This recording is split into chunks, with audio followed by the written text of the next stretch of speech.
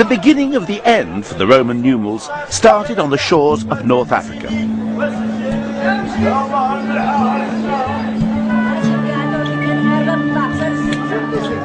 Muslim traders had been quick to adopt 10 & Co. for their business dealings.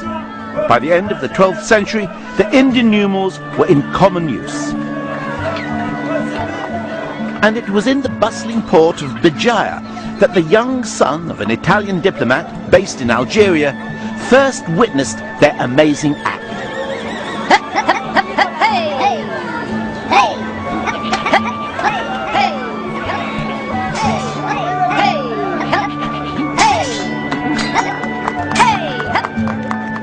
When I had been introduced to the art of the Indians' 9 symbols, knowledge of the art very soon pleased me more than anything else, and I came to understand it.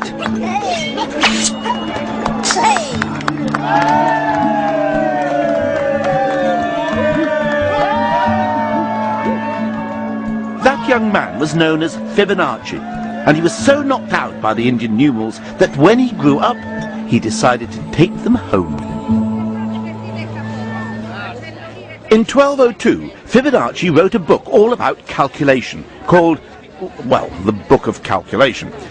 He's now regarded as one of the greatest mathematicians of all time, and his book was pretty much a showcase for Indian numbers. Unfortunately, ordinary people felt comfortable with the old numbers. After all, they'd lived with them part of 1,000 years. The old Roman numerals weren't going to make it easy for the Indian newcomer. Ville minérale, lumineuse par son nom et par son histoire, Béjaïa Bougive Gayet est une ville de science, de culture et de savoir.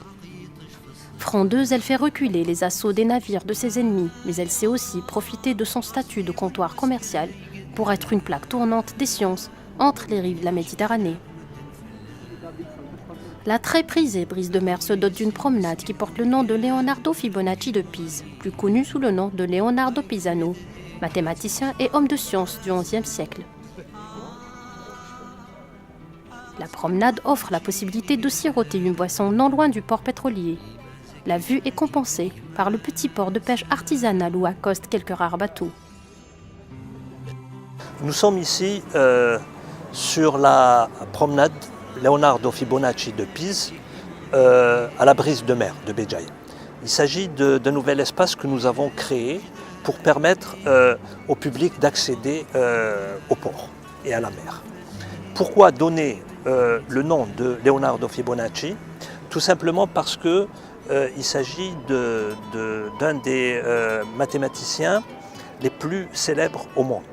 Il a fait ses études à Béjaïa auprès d'un maître admirable. C'est grâce à Fibonacci que les chiffres arabes vont être popularisés en Europe. Ce qui est important également, c'est que dans le livre, le Liber Abaci, un certain nombre de problèmes ont pour cadre le port de Béjaïa.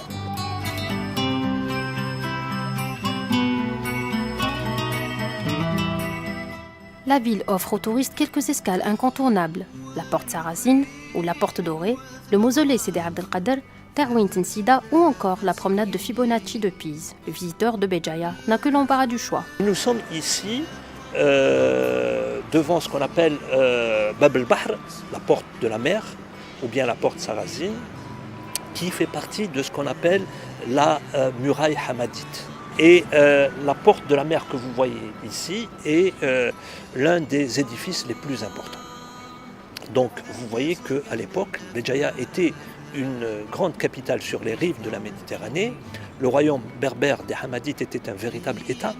Et les navires arrivaient de partout, des républiques chrétiennes, Pise, Gênes, Venise, Marseille, la couronne d'Aragon, Majorque, et bien sûr des États voisins. Assis sur le rocher où est creusé le tunnel d'accès à la promenade, le mausolée Sidi Abdelkader surveille les départs et arrivées des bateaux. Le mausolée offre au lieu une certaine sacralité religieusement respectée par les autochtones.